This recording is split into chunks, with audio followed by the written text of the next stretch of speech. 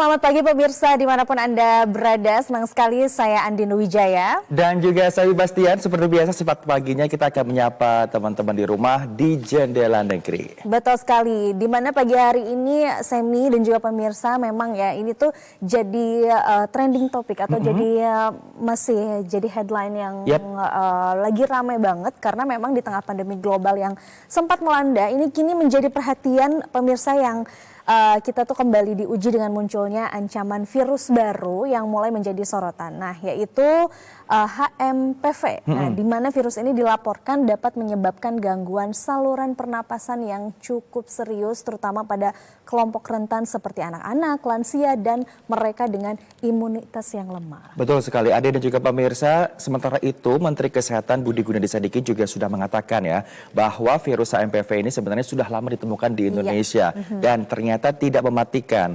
Virus ini jadi pertama kali ini terdeteksi di Belanda, Andi dan juga pemirsa di tahun 2001. Dan untuk pemirsa ini sendiri juga dianjurkan untuk menjalankan protokol kesehatan dan juga pola hidup sehat serta memakai masker kalau misalnya kita rasa lagi sakit, batuk ataupun flu gitu, Andin. Karena memang untuk meminimalisir penularan virus HMPV ini sebetulnya tidak perlu khawatir yang berlebih ya atau apalagi panik gitu ya. Yang penting itu protokol kesehatannya.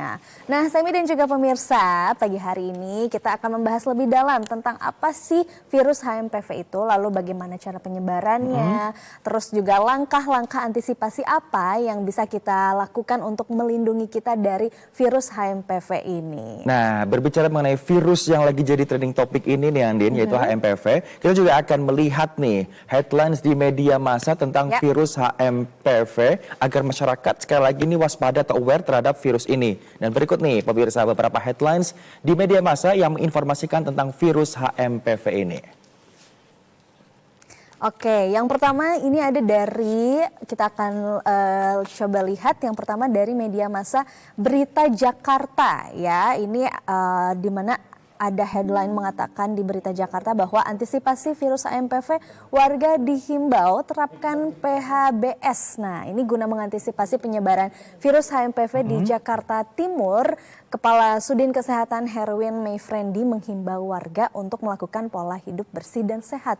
Pokoknya nih ya, cuci tangan. Terus juga cuci tangan menggunakan sabun dan air ya kan, terus jaga kebersihan, konsumsi makanan sehat, terus juga pola hidupnya harus sehat, olahraga ya kan. Itu. Minum vitamin itu juga perlu ya Andin ya. Betul. Kemudian ada juga informasi dari Detik Health yang mengatakan bahwa ternyata penyakit HMPV ini sudah menjadi sorotan masyarakat. Dia juga penyakit yang disebabkan oleh virus ini menyerang sistem pernafasan kita. Tapi sekali lagi jangan panik dan juga terlalu overthinking ya Andin ya. Betul, kamu suka overthinking ya. Iya, aku overthinking kepada hal-hal lain.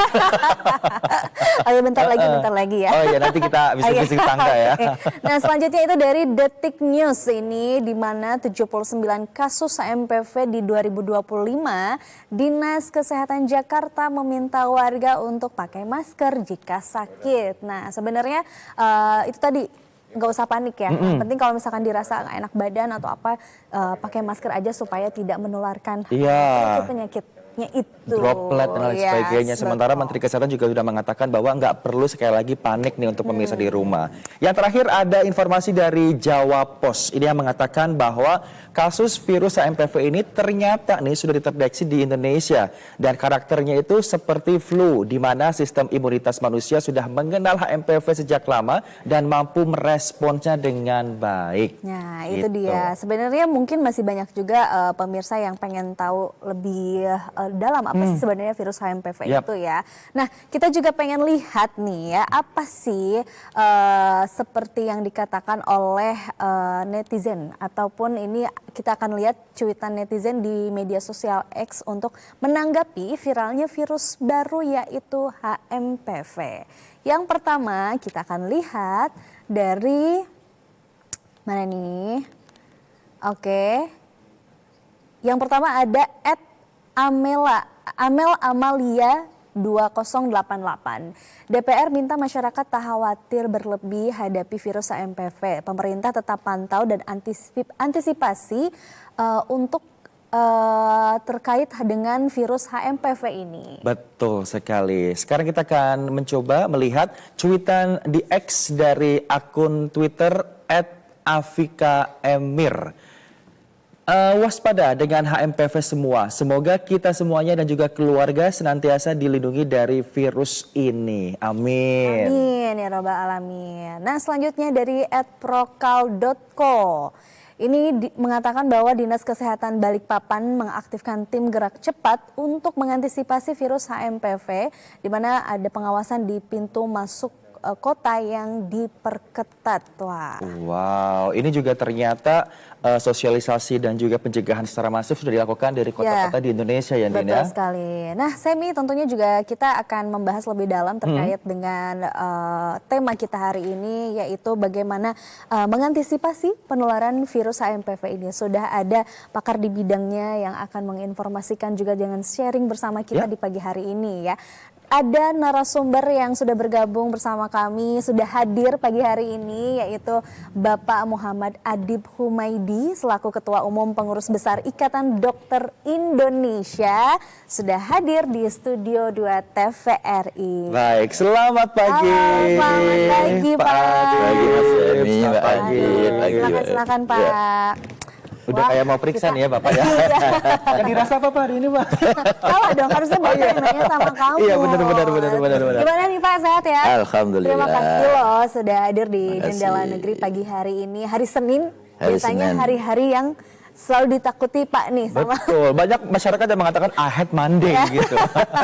Tapi kita senang banget ya kedatangan Pak Adib di sini. Pak Adib ini tentu ya kita tadi sudah bahas juga nih Pak, sudah bahwa HMPV atau virus HMPV ini sedang happening atau menjadi perbincangan di kalangan masyarakat. Nah, sebetulnya nih Pak, apa sih virus HMPV ini dan apa yang membedakannya dari virus-virus lain Pak?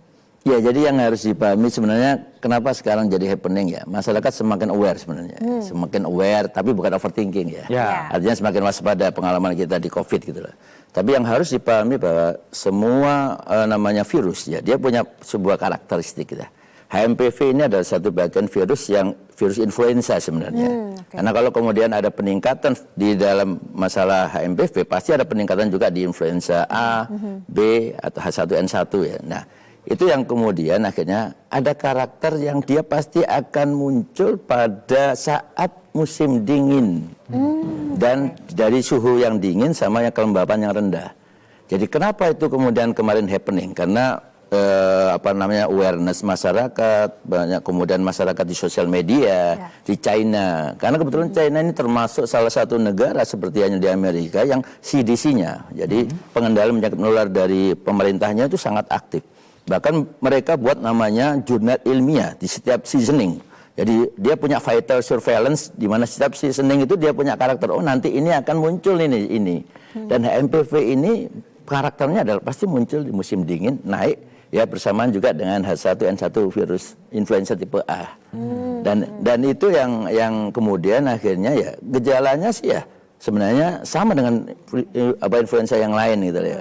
Ada influenza like illness. Jadi mereka kayak ya demam ringan, mulai flu gitu. Pak, berarti kalau misalkan nih ya, kita merasa bahwa tubuh kita tuh, biasa kan kita terserang flu misalnya, aduh nggak enak badan nih, terus udah mau mulai, kita bisa mengidentifikasi bahwa itu virus HMPV atau bagaimana? Nah, kalau kita ingin tahu, oh ini apakah virus HMPV, ya pasti ada pemeriksaan ya, RT-PCR yang itu memang harus dilakukan gitu loh. Apakah kemudian nanti, mohon maaf ini kan takutnya nanti masyarakat, aku mau diperiksa semua HMPV gitu, takutnya kita HMPV. Nah ini juga jangan kemudian muncul seperti itu. Gitu.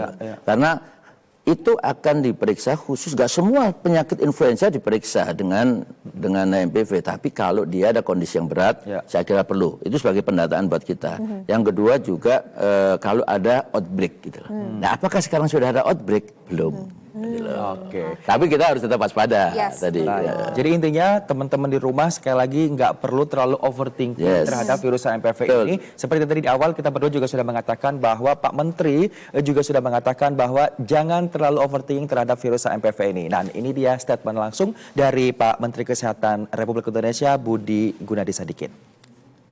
HMPV untuk supaya masyarakat tahu konteksnya ya, apa sih bedanya HMPV sama COVID? Ya. COVID itu virus baru, HMPV itu virus lama. Kalau HMPV tubuh kita tuh sudah tahu responnya seperti apa sama puluhan tahun. HMPV itu ditemukan 2001 dan sudah beredar di seluruh dunia sejak 2001. Oke, itulah statement dari Menteri Kesehatan Budi Gunadi Sadikin yang mengatakan bahwa ternyata virus ini sudah ada sejak tahun 2001 dan memang sudah tadi yang disampaikan juga sama Pak Adib bahwa ternyata tubuh kita juga sebenarnya sudah mengenalnya ya. Ya, jangan terlalu khawatir berlebih sekali lagi nih. Nah, kita kembali ke Pak Adib nih. Pak Adib tadi seperti yang Anda katakan bahwa kita itu jangan terlalu overthinking dan mengetahui apa itu virus HMPV. Nah, pertanyaan berikutnya adalah sebenarnya gejala-gejalanya nih HMPV itu apakah sama seperti influenza biasa atau ada gejala lain yang mendeteksi ini HMPV nih? Bedanya misalnya demamnya lebih tinggi atau seperti apa, Pak? Sama sebenarnya. Masa inkubasinya, terus kemudian gejala-gejala awalnya sebenarnya sama dengan penyakit-penyakit influenza yang lain gitu. Cuman pada saat kemudian kita bicara influenza, itu kemudian dia akan masuk di dalam kondisi yang semakin berat apabila ada beberapa hal. Satu adalah dia pada kelompok yang beresiko. Lansia lebih dari 60 tahun, anak kurang dari 14 tahun, terus kemudian pasien-pasien yang dengan imunokompromis ya, HIV, kemudian pemakaian kemoterapi, termasuk juga nanti yang perlu diperhatikan juga adalah pada kondisi-kondisi yang co-infection. Co-infection itu artinya apa? Dia nggak hanya influenza saja, tapi dia ada infeksi yang lain yang masuk juga. Nah, jadi dua hal itulah yang kemudian harus diantisipasi sehingga pada kelompok-kelompok yang beresiko itu juga harus ada proses pencegahan dan perhatian yang lebih. Bagi siapa? Bagi keluarga, bagi kemudian para tenaga medis juga. Oh, ini harus kita perhatikan gitu loh. Oke. Pak Adib, kita tahan dulu karena kita juga akan mengetahui bagaimana informasi terkait dengan virus HMPV ini di sejumlah daerah tentunya dalam segmen reportase berikut ini.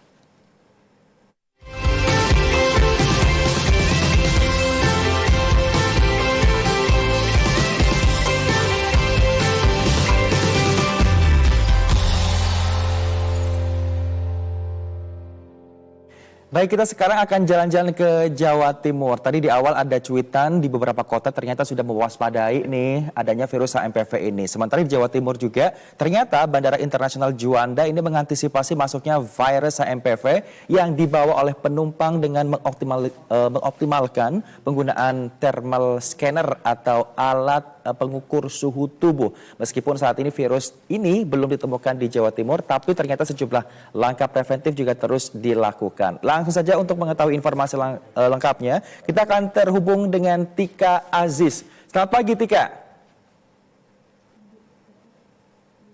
Baik, selamat pagi Semi. Dari Surabaya dapat kami laporkan bahwa memang kabar terkait dengan virus HMPV yang menyebar di China beberapa waktu lalu ini cukup mengkhawatirkan masyarakat. Namun demikian, sebetulnya Menteri Kesehatan sudah menyampaikan bahwa ini adalah virus lama dan tidak seperti COVID-19 lalu yang mematikan. Virus ini sebetulnya gejalanya mirip sebagaimana influenza sehingga masyarakat tidak perlu khawatir.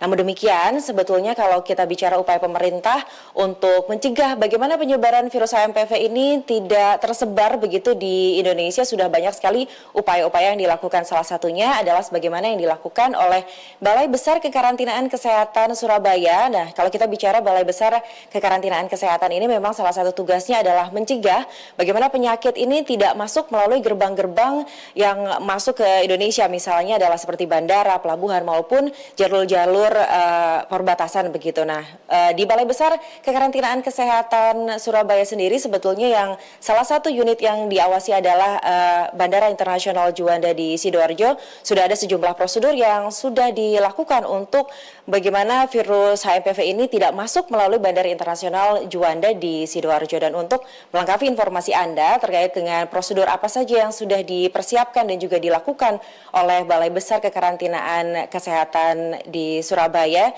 yang diterapkan di Bandara Internasional Juanda Sidoarjo, saat ini saya sudah bersama dengan Bapak Pak Dr. Rosidi Roslan selaku Kepala Balai Besar Kekarantinaan Kesehatan Surabaya. Kita langsung sapa terlebih dahulu. Baik, Pak Rosidi, kalau kita bicara prosedur yang dilakukan di Bandara Internasional Juanda untuk mencegah bagaimana virus HMPV ini tidak masuk melalui bandara tersebut, apa saja sebetulnya prosedur yang saat ini sudah dilakukan? Ya, kami memang sesuai dengan tugasnya melakukan pengawasan ya, pengawasan terhadap orang, alat angkut, juga termasuk barang dan juga lingkungan ya.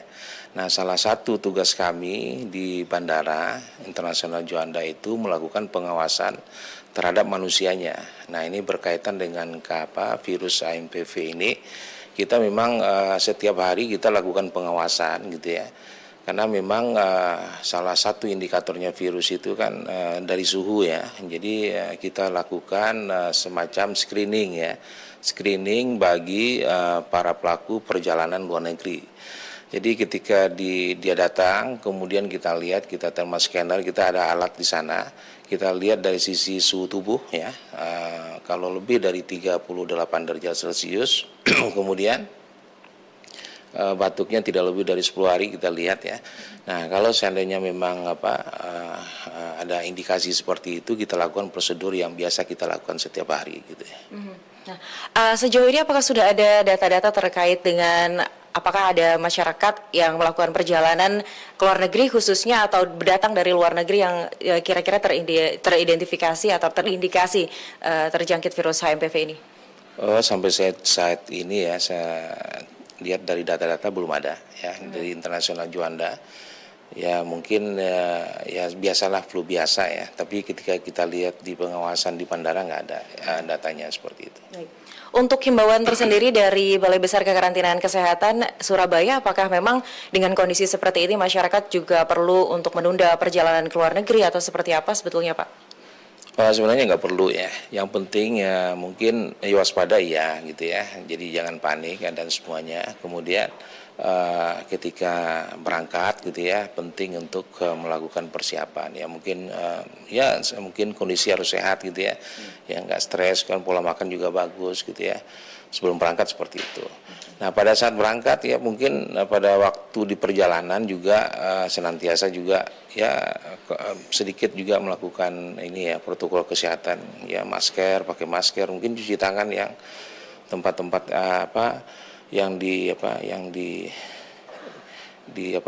disediakan, kemudian juga di kerumunan juga kita hindari begitu ya.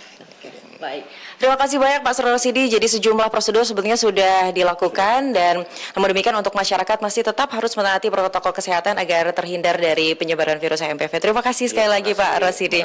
Ya, dan saudara, kalau kita bicara HMPV sebetulnya sebagaimana disampaikan oleh Menteri Kesehatan bahwa virus ini sebetulnya sudah ada sejak tahun 2001 dan tidak tergolong mematikan. Gejala-gejalanya sendiri mirip seperti flu dan untuk itu hal ini sebagaimana disampaikan oleh Dr. Jibril Al-Faradi selaku salah seorang praktisi kesehatan. Berikut statement yang kami dapatkan dari beliau.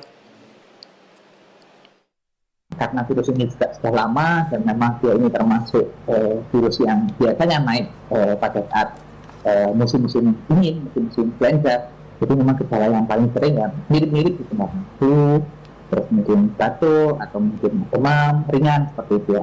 Tapi memang untuk derajat keparahannya memang tidak seberat COVID. Karena kalau COVID kan memang dia bisa diawali dengan gejala-gejala ringan, tapi misalnya dia tidak punya penyakit komorbid, macam-macam dia bisa memperberat. Kalau penyakit HMPV ini lebih cenderung gejala-gejala yang muncul ringan. Gitu. Meskipun ya memang tetap kita harus waspada dan mencegah pada populasi-populasi yang rentan. Ya baik saudara, kalau kita bicara HMPV memang tadi sebagaimana disampaikan oleh Dr. Jibril, virus ini jika menjangkit seseorang gejala-gejalanya akan mirip seperti flu biasa sehingga masyarakat tidak perlu khawatir.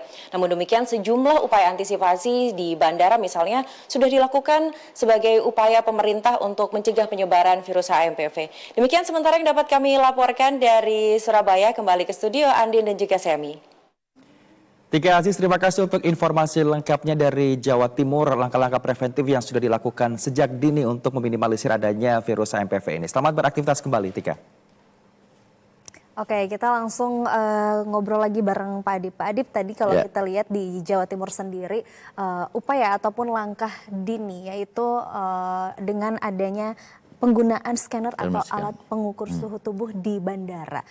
Nah, apa sebetulnya seberapa serius ancaman virus HMPV ini sampai langsung ada langkah antisipasi ini di bandara? Ya, jadi yang perlu dipahami juga ya, tadi terlepas dari ini kita nggak perlu panik, tapi tetap waspada. Kewaspadaan itu menjadi sangat penting sebagai upaya kita untuk pencegahan yang akan kita lakukan.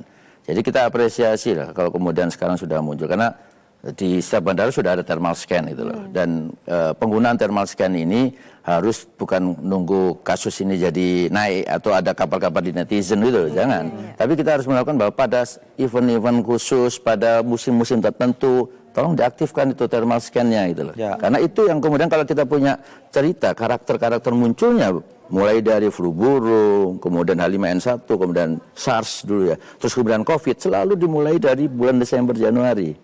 Kenapa itu seperti itu? Karena ada karakter seasoning tadi. Karakter musim yang juga dipahami, dan di Indonesia pun walaupun kita nggak ada musim dingin ya, tapi kita ada namanya mobilisasi masyarakat gitu loh. Dan public transport salah satunya yang menjadi pintu masuknya virus-virus seperti itu adalah salah satunya adalah bandara. Tapi yang perlu ditambahkan juga, tolong dibuat di leaflet yang besar gitu loh, bahwa antisipasi dan apa yang harus diwaspadai dan apa yang harus dilakukan oleh masyarakat ya. Tapi tidak kemudian akhirnya semua minta diperiksa HMPV gitu loh. Nah, karena ini kita ya berharap tidak sampai muncul sebagai outbreak ya. Karena itu adalah self-limiting disease, penyakit yang seharusnya akan sembuh sendiri, tapi tentunya tergantung pada kondisi tubuh kita. Nah, nanti kita yang tadi sudah sempat disinggung PHBS dan sebagainya, itu adalah satu upaya untuk kita pencegahan juga. Nah ini memang justru penting ya untuk masyarakat sendiri, bahwa itu tadi jangan juga termakan dengan berita-berita hoax ya. Kalau misalkan ternyata di bulan Desember ke Januari itu memang suhu di kita itu juga itu musim hujan. Di musim hujan ya kan, suka ada aja gitu ya kan. Virus datang, apalagi buat teman-teman yang pola hidupnya kurang sehat itu akan gampang sekali. Pak, tapi menarik kalau kemarin yang sempat jadi trending topik itu adalah COVID-19, kita menemukan vaksin gitu kan untuk meminimalisir adanya COVID-19. Apakah di virus HMPV ini ada vaksin atau pengobatan khusus untuk melawan virus ini atau? Ya, sampai sekarang belum ada. Yang ada vaksin baru vaksin untuk influenza ya, influenza tipe A dan tipe B saja. Virus H1N1, H3N2 sama yang influenza tipe B saja yang baru ada vaksin gitu loh. Yang HMPV belum, artinya hal yang sebenarnya tidak perlu terlalu dikhawatirkan gitu loh. Tapi bukan berarti kemudian tidak diwaspadai gitu loh, tapi tetap harus diwaspadai. Wah ini itu tadi ya, jadi jangan panik lagi-lagi untuk pemirsa dan masyarakat juga nggak usah panik, tapi tetap waspada. Pak Adip, nanti kita akan ngobrol-ngobrol lagi, namun usai jeda berikut ini pemirsa tetaplah bersama kami di Jendela Negeri.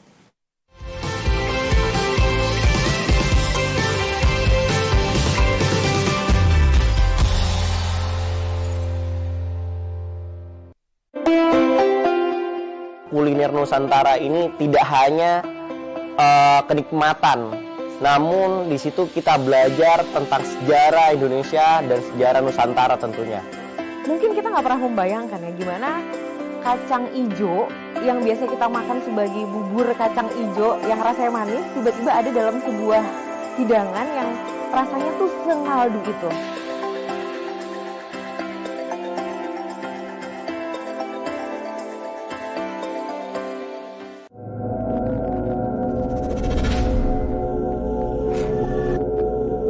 Dari kecil saya mulai dari TK sudah mempelajari wayang, Pak. Ya, wayang itu sebagai tontonan dan tuntunan.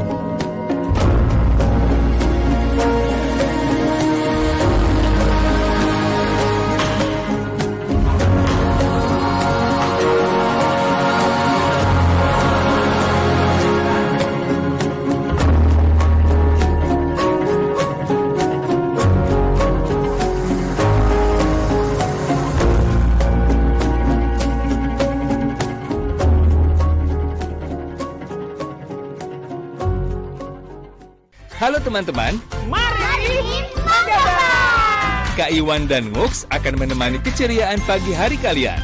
atur juga tekanan pada pensil.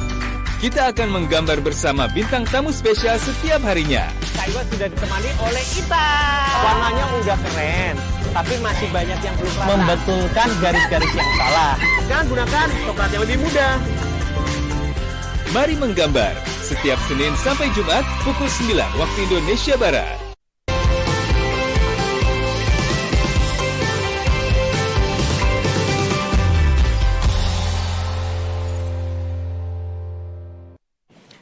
Terima kasih masih setia bersama kami. Ada Sebi dan juga Andin di Jendela Negeri yang hari ini membahas mengenai waspada dengan ancaman virus HMPV. Oke, masih bersama kami di sini Pak Adib. Pak Adib, ini terkait antisipasi penularan virus HMPV terus saat ini terus diupayakan ataupun digencarkan ya oleh pemerintah dan juga masyarakat tentunya harus waspada tadi.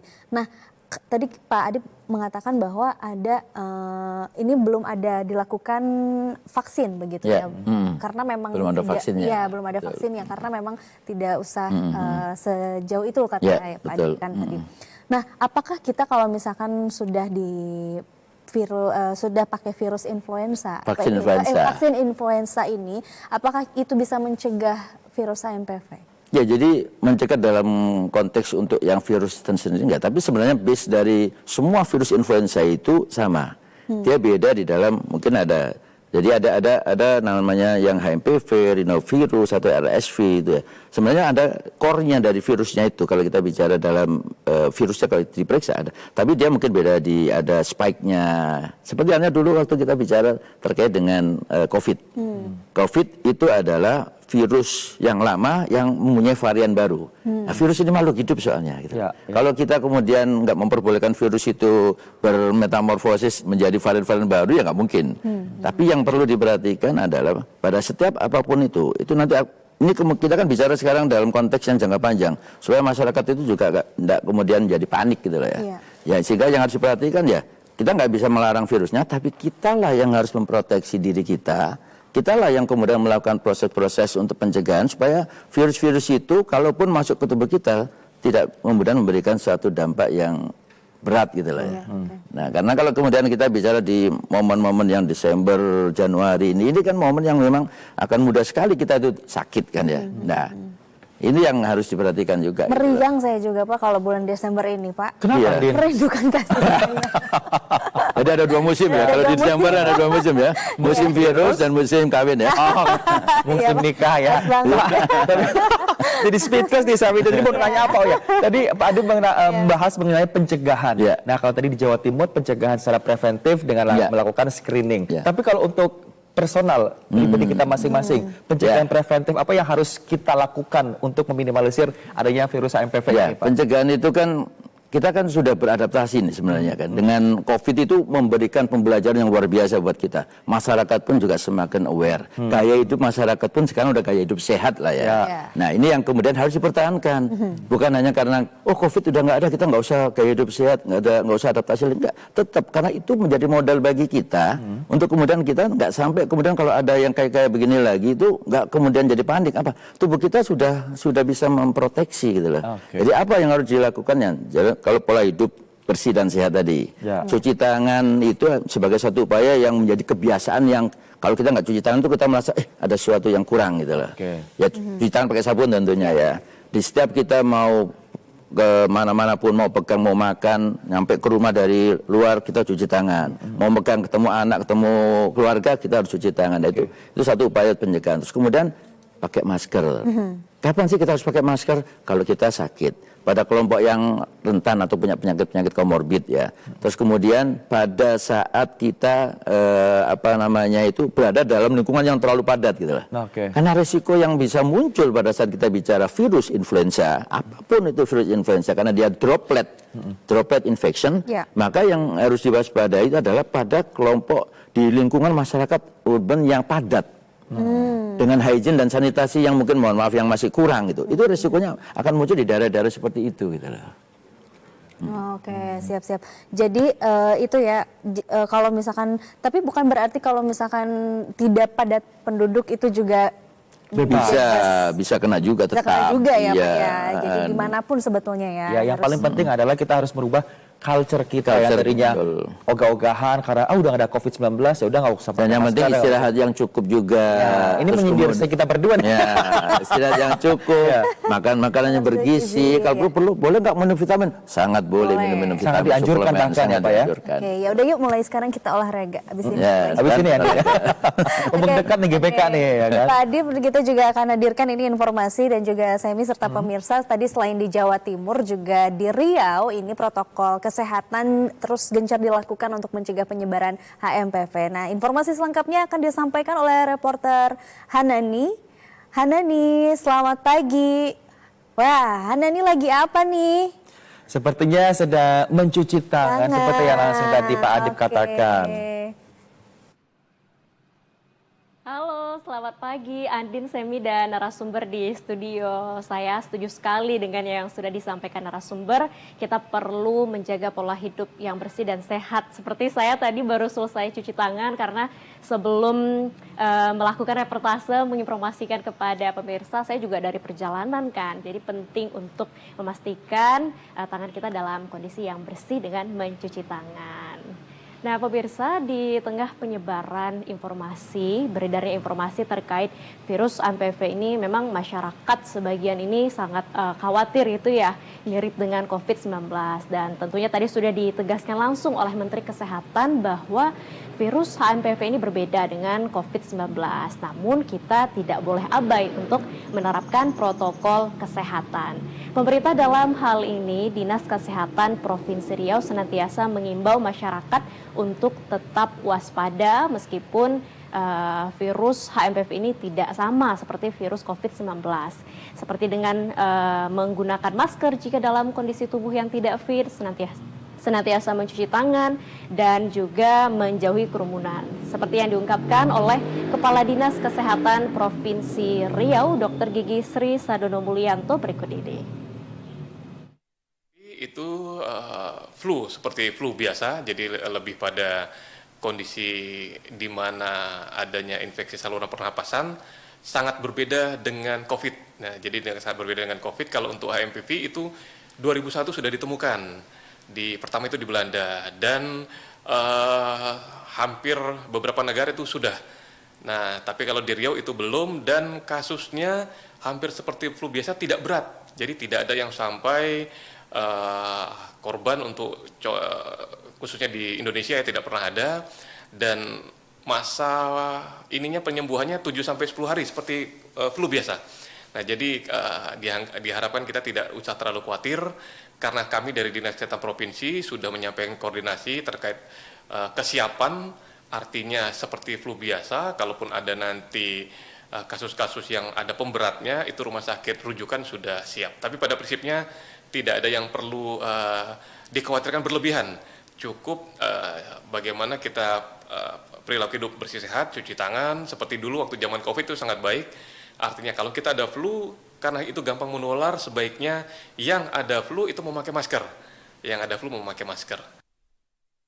Pemirsa, tentu kita sangat setuju bahwa mencegah lebih baik daripada mengobati. Selain Dinas Kesehatan Provinsi Riau yang senantiasa mengimbau masyarakat untuk tetap waspada dan melakukan protokol kesehatan, dalam hal ini Balai Kekarantinaan Kesehatan kelas 1 Pekanbaru juga melakukan peran yang cukup besar untuk mengantisipasi penularan virus HMPV dengan melakukan pemeriksaan kepada masyarakat yang baru melakukan perjalanan dari luar daerah, khususnya dari melalui perairan internasional di pelabuhan dan juga bandara yang ada di Provinsi Riau. Tentu hal ini sebagai upaya antisipasi ataupun tindakan preventif dari terjadinya penularan virus HMPV di Provinsi Riau. Selengkapnya kita dengarkan pernyataan dari Kepala Wilayah Kerja BSSK 2 Pekanbaru, Dr. Ibnu Riza. Sejauh ini belum ada surat edaran khusus untuk membatasi atau memberikan perhatian khusus bagi pembatasan pelaku perjalanan. Upaya yang kami lakukan BKK kelas 1 Pekanbaru adalah dengan meningkatkan pengawasan dan pemeriksaan pada pelaku perjalanan. Bagi pintu masuk negara di bandara sendiri khususnya tetap menerapkan pengisian 1 sehat health pass bekerja sama dengan otoritas di pintu masuk serta stakeholder terkait lainnya.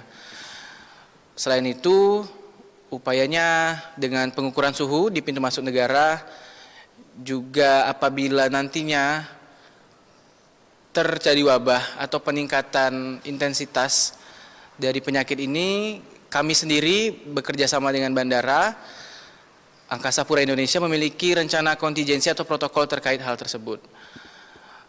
Himbauan dari kami kepada seluruh masyarakat tetap menerapkan protokol kesehatan dengan cara menjaga jarak, menghindari kerumunan, memakai masker, serta mencuci tangan. Semi, Andin, dan pemirsa Jendela Negeri dimanapun Anda berada, dengan berbagai upaya yang sudah dilakukan dari pemerintah Provinsi Riau, tentu kita berharap penularan virus HMPV ini bisa diminimalisir dan masyarakat pun bisa tetap sehat secara keseluruhan dengan berbagai protokol kesehatan yang sudah diterapkan. Jawa Timur juga sudah melakukan hal yang sama, Provinsi Riau juga sudah melakukan hal yang sama. Tentu kita berharap di daerah-daerah lain kita bersama-sama bisa menjaga daerah kita dan juga tubuh kita agar tetap sehat dan bebas dari virus HMPV. Demikian dari Provinsi Riau, kembali ke studio. Oke, setuju banget sama Hanani. Jadi tidak hanya di Jawa Timur atau Riau saja, tapi juga di daerah lainnya untuk langsung menjaga protokol kesehatan. Ya, betul. Terima kasih Hanani. Selamat bertugas kembali. Oke, ini menarik tadi Jawa Timur dan juga Riau. Ternyata pemerintah setempat sudah sangat peduli dan juga aware terhadap virus HMPV ini dan langkah-langkah antisipasi juga sudah dilakukan. Nah, tapi sebenarnya pertanyaan general nih Pak, apa yang harusnya sebaiknya dilakukan pemerintah dan juga fasilitas kesehatan khususnya untuk meminimalisir adanya pencegahan virus HMPV ini? Ya, jadi pencegahan selain yang kemudian tadi melalui thermal scanner, kemudian mengedukasi melalui informasi-informasi di leaflet atau banner di setiap fasilitas kesehatan, saya kira itu juga harus dilakukan. Tapi yang paling penting juga adalah, dan ini yang dulu waktu di awal-awal COVID menjadi pembelajaran pembelajaran besar buat kita adalah surveillance. Jadi surveillance itu apa?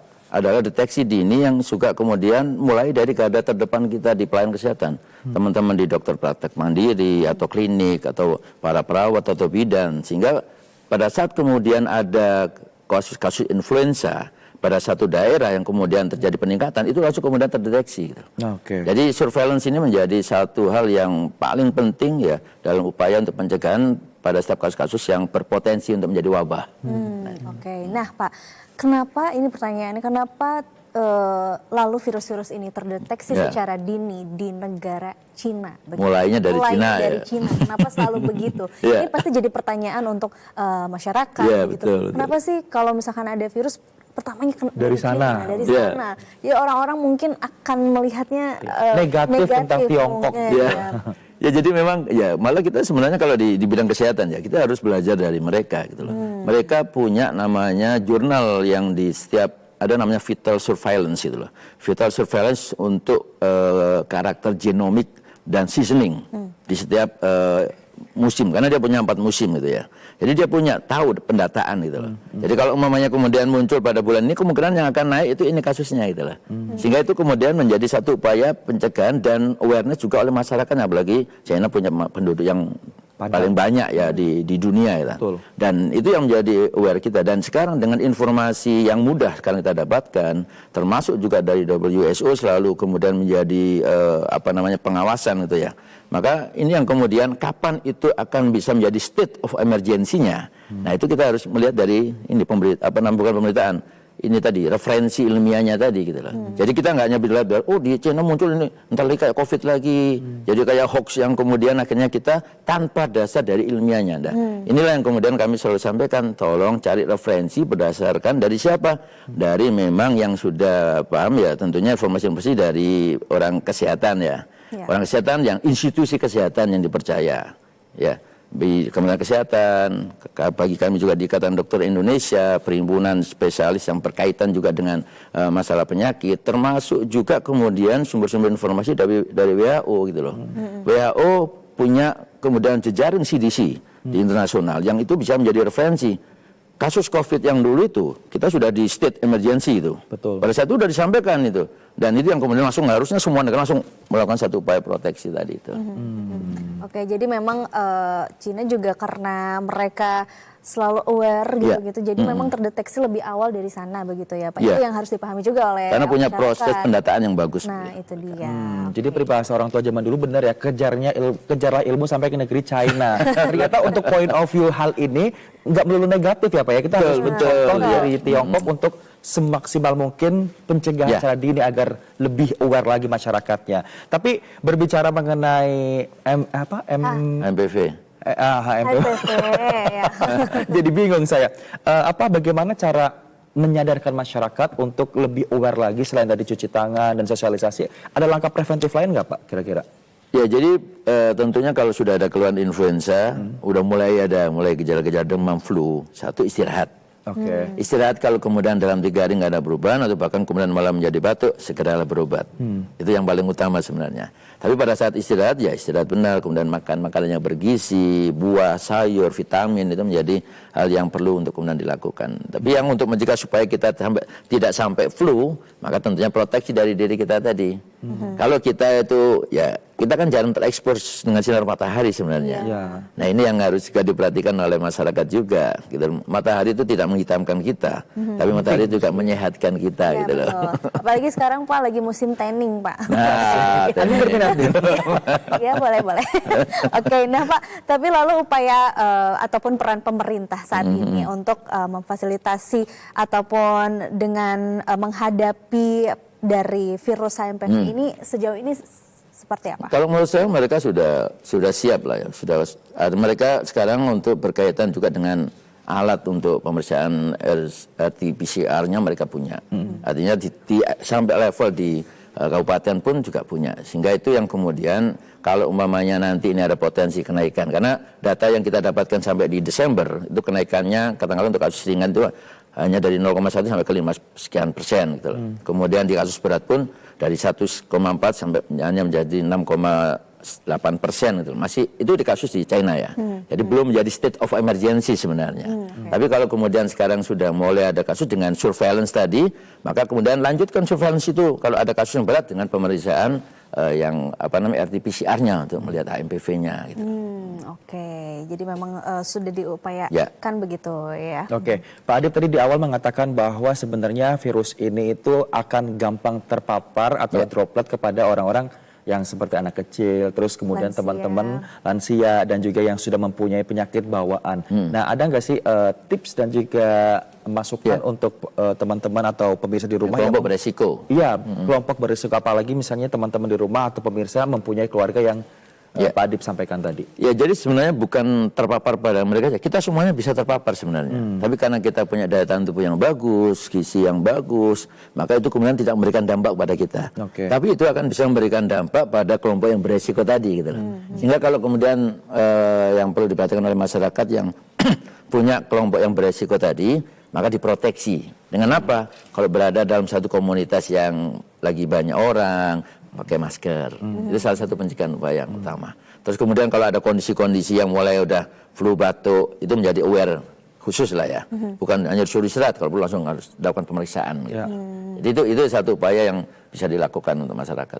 Oke, wah ini tentunya juga lagi-lagi ya pemirsa ataupun masyarakat ini harus tadi mengetahui informasi-informasi juga jangan ada berita-berita hoax atau bohong yang akhirnya biasanya tuh suka jadinya panik ya, jadinya waduh gimana ya overthinking nih ada virus dan lain-lain gitu. Oke, mungkin ini Pak closing statement ataupun saran dan untuk pemirsa, untuk keluarga di rumah nih dari Pak Adib sendiri apa kira-kira supaya kita mungkin bisa mencegah virus ini dan tidak panik pastinya. Ya, jadi yang pertama tentunya kalau kita bicara tentang munculnya penyakit virus ya, munculnya wabah, potensi itu akan tetap ada. Jadi yang perlu harus dilakukan adalah kewaspadaan secara universal bagi kita semuanya. Mulai dari siapa? Karena kita bisa selesai COVID itu karena dari diri kita, dari masyarakat. Sehingga upaya utama untuk pencegahan dalam kesehatan itu mulai dari diri kita masing-masing. Pencegahannya dari mana? Mulai dari kita pola hidup bersih dan sehat tadi. Kemudian mulai dari kita makan makanan yang bergizi. gaya hidup sehat, olahraga rutin yang ringan katakanlah. Terus kemudian kita juga istirahat yang cukup ya. Terus kemudian sekarang kalau untuk dari pemerintah ya pemerintah juga harus melakukan satu upaya-upaya pencegahan yang harus dilakukan dengan mulai peningkatan surveillance tadi. Dan karena kita hidup di dunia yang sudah dunia global, mobilitas yang sangat tinggi, maka yang perlu kita perhatikan kembali lagi adalah mari kita siapkan diri kita menghadapi kemungkinan-kemungkinan saja, tapi kita sudah memproteksi diri kita dengan kesehatan kita yang lebih baik. Oke, wah luar biasa sekali. Bapak Adip Kumaydi selaku Ketua Umum Pengurus Besar Ikatan Dokter Indonesia. Terima kasih banyak Pak sudah hadir bersama kami dan juga tentunya sharing informasi terkait penularan dan juga pencegahan virus HMPV ini. Sekali lagi salam sehat Pak. Sampai jumpa lagi. Oke. Jangan kapok datang ke Jendela Negeri ya Pak ya pastinya ya untuk sharing-sharing ini yang bermanfaat kepada pemirsa. Nah pemirsa tentunya informasi lainnya juga akan kami hadirkan, namun usai jeda berikut ini tetaplah bersama kami.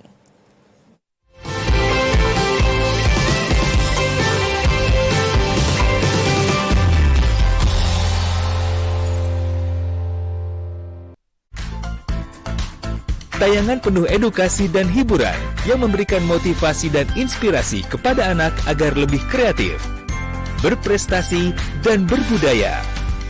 Karin Paina tante, dia istirahat dulu. Mari kita duduk dulu. Kan renang teknologi nih. Iya, sorry Pak. Anak Indonesia, setiap Sabtu dan Minggu, pukul 8.30 waktu Indonesia Barat. Variety show paling seru, ragam segmen yang asik, performance musik, dan ngobrol bersama bintang tamu. Awal namanya kan naik nih, emang sering cover-cover ya? Panjang apapun kalau emas cukur yang potong aku ikhlas. Bersama host Doli Sapri dan Nexa Paisan. Kenapa kepikirannya Abang Bato? Cover. Seblak Show, serunya blak-blakan. Senin sampai Kamis, pukul 11 waktu Indonesia Barat.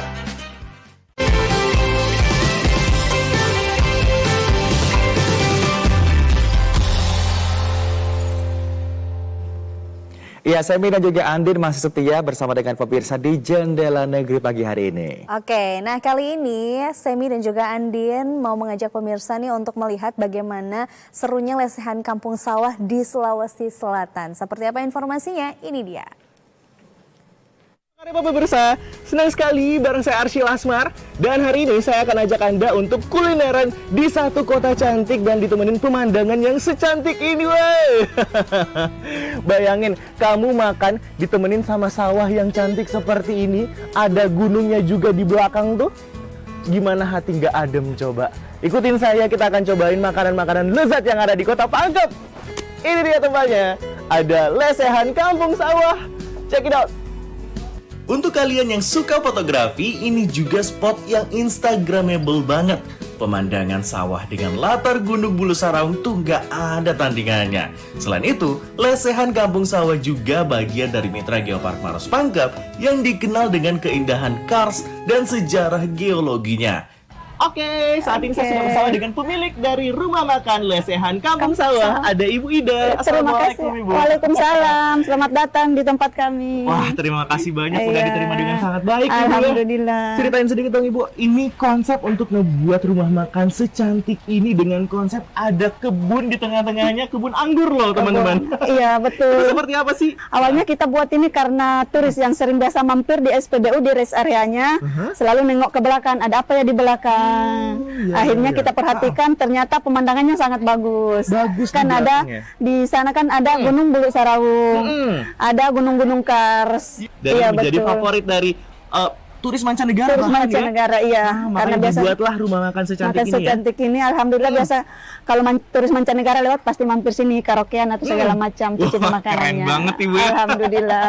Kalau misalnya ngebuat rumah makan dengan konsep yang begitu unik seperti ini, ada kebunnya, bahkan itu maintenance atau bahkan tingkat kesulitan itu seperti apa? Oh iya, ini semua dibuat oleh Bapak. kemarin malah ada yang bertanya, ini ada konsepnya nggak? Bapak bilang, ini cuman dari pikirannya aja. Dari pikiran pikirannya dilihat, oh seperti ini konsepnya, udah dilakukan seperti ini. Jadi itu konsep sambil jalan sambil jalan aja. Wah, iya. Ini juga kebun anggurnya ini kan juga pertama di Pangkep ini. Pertama di Pangkep? Iya, ada akhirnya sekarang banyak ibu-ibu atau masyarakat yang membuat seperti ini di halaman rumahnya. Inspirasi dari tempat ini. Dari tempat ini. Nah, iya. ini kan salah satu rumah makan yang emang jagoannya adalah seafood. Kalau misalnya Ibu kasih saya rekomendasi satu jagoan yang ada di rumah makan ini apa? Oh iya, makanan andalannya di sini tuh adalah palu basah samilang atau sup kepala ikan. Sup kepala ikan? Sup kepala ikan. Boleh dong Ibu, saya coba ya? Boleh, sebentar kita coba ya. Lihat. Kita coba sekarang Ibu. Oke, silahkan mari. Terima kasih. Oke, ini dia makanannya udah ada guys. Saatnya kita mau coba satu persatu. Kira-kira yang mana menjadi favorit saya ya? Ada dua di depan saya, makanan favorit di tempat ini. Yang pertama kita cobain dulu, ini adalah palu basah ikan samelang. Emang paling bener, menggugah selera banget kalau hujan-hujan makan makanan seperti ini.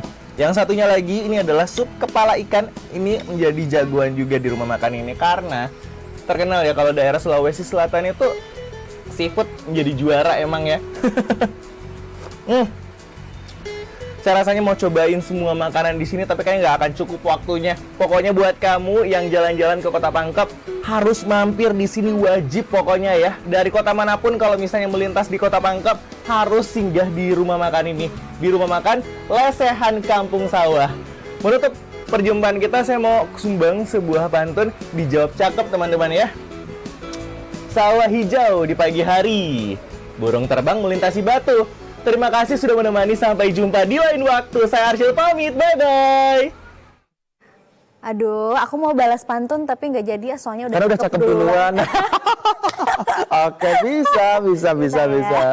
Tapi memang di Sulawesi Selatan itu selalu banyak makanan-makanan khas yang enak-enak di sana. Ya. Apalagi tadi disuguhkan dengan tempat yang pastinya menarik untuk didatangi di Sulawesi Selatan ya. Betul sekali. Dan Andin serta pemirsa, selain di Maros, Sulawesi Selatan tadi, kita juga punya informasi-informasi lain dari Riau dan juga Jawa Timur.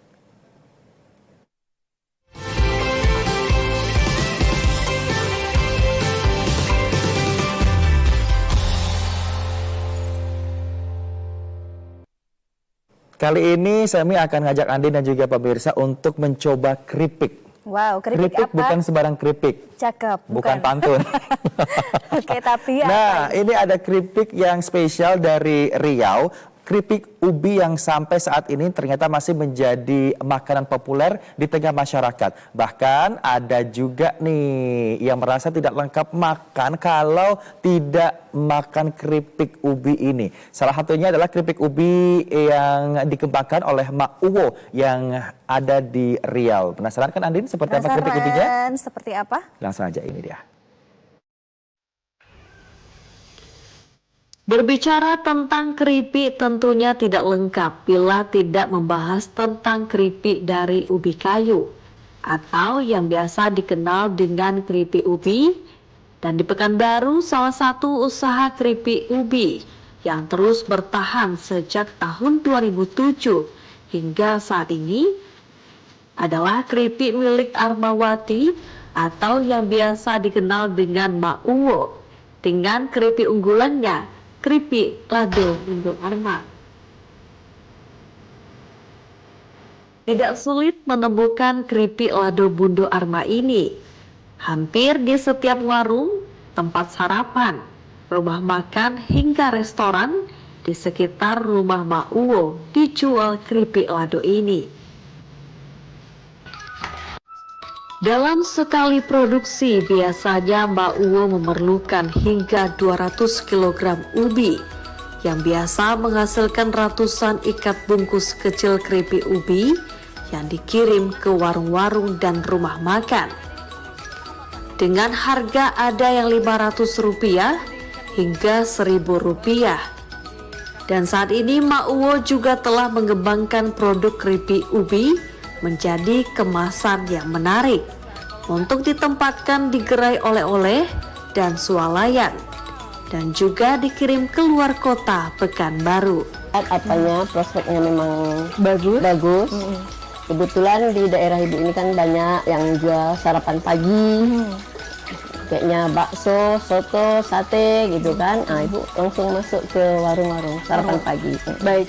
Ada sekitar Pekanbaru, ada juga bisa juga dibawa orang untuk pergi umroh. Ada banyak juga yang bawa untuk pergi umroh. Terus ada juga langganan ibu yang dari Kalimantan. Jadi Bu melihat juga saat ini masyarakat memang sangat tertarik untuk mengkonsumsi keripik. Kalau katanya kalau nggak ada keripik nggak lengkap rasanya di rumah ya Bu ya.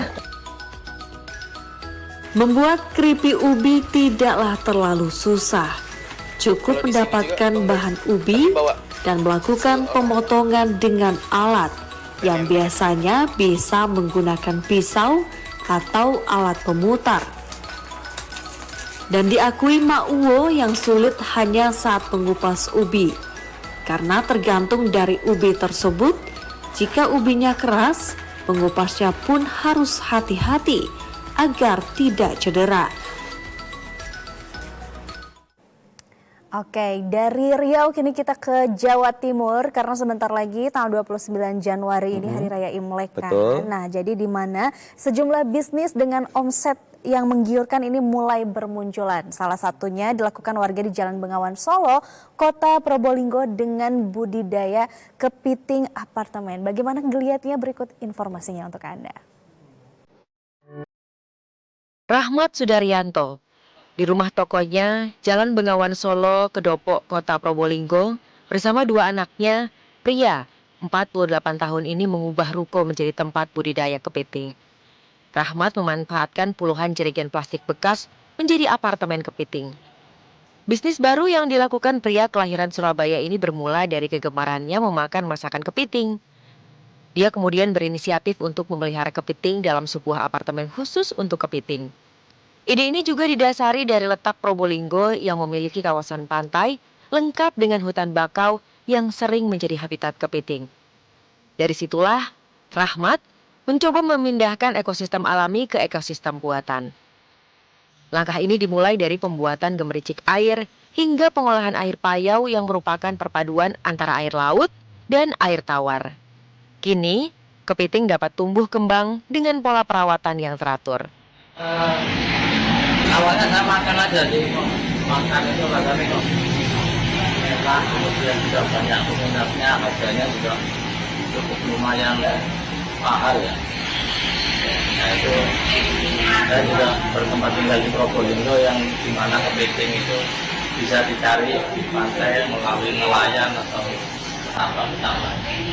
Jadi saya sudah punya langganan tiap pot. Menjelang tahun baru Imlek ini, bisnis budidaya kepiting apartemen ikut kebanjiran pesanan. Harga jualnya pun melonjak tajam. Sebelumnya dijual dengan harga Rp200.000 per kilogram. Kini menjadi Rp400 hingga Rp500.000 per kilogram.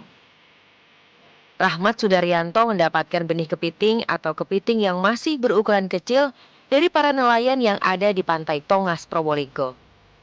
Setelah 5 bulan dalam perawatan, kepiting apartemen ini akhirnya siap dipanen dan dipasarkan.